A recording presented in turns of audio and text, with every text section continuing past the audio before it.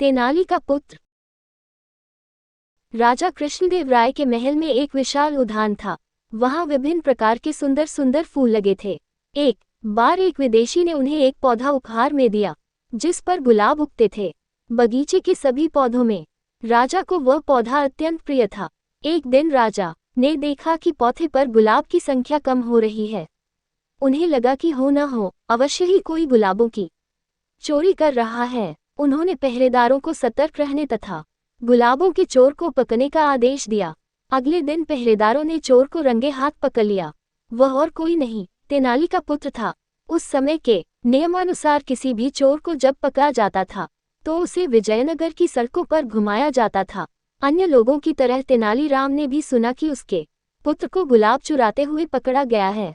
जब तेनाली राम का पुत्र सिपाहियों के साथ घर के पास से गुजर रहा था तो उसकी पत्नी तेनाली से बोली, अपने पुत्र की रक्षा के लिए आप कुछ क्यों नहीं करते? इस पर तेनालीराम अपने पुत्र को सुनाते हुए जोर से बोला, मैं क्या कर सकता हूँ? यदि वह अपनी तीखी जुबान का प्रयोग करे तो हो सकता है कि स्वयं को बचा सके। तेनालीराम के पुत्र ने जब ये सुना तो वह कुछ समझ नहीं पाया। वह सोचने लगा कि पिताजी की इस बात का आखिर क्या अर्थ हो सकता है। पिताजी ने जरूर उसे ही सुनाने के लिए यह बात इतनी जोर से बोला है, मगर तीखी जुबान के प्रयोग करने का क्या मतलब हो सकता है? यदि वह इसका अर्थ समझ जाए तो वह बच सकता है। कुछ क्षण पश्चात उसे समझ में आ गया कि पिता के कहने का क्या अर्थ है। अपनी तीखी जुबान को प्रयोग करने का अर्थ था कि वह मीठे गुलाबों को किसी को दिखने से पहले ही खा ले। अब क्या था, वह धीरे धीरे गुलाब के फूलों को खाने लगा। इस प्रकार महल में पहुंचने से पहले ही वह सारे गुलाब खा गया और सिपाहियों ने उस पर कोई ध्यान भी नहीं दिया।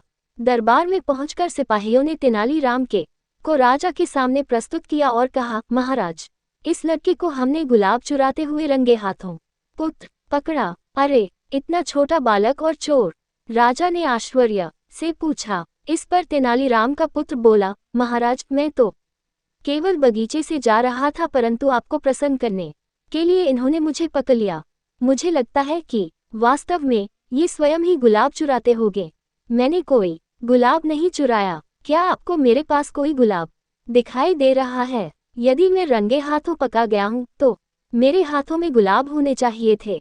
गुलाबों का न पाकर पहरेदार अचंभित हो गए। राजा उन पर क्रोधित होकर बोले, तुम एक सीधे सादे बालक को चोर कैसे कह सकते हो?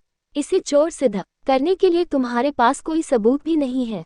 जाओ और भविष्य में बिना सबूत के किसी पर अपराधी होने का आरोप मत लगाना। इस प्रकार तेनालीराम का पुत्र तेनाली की बुद्धिमत्ता से स्वतंत्र हो गया।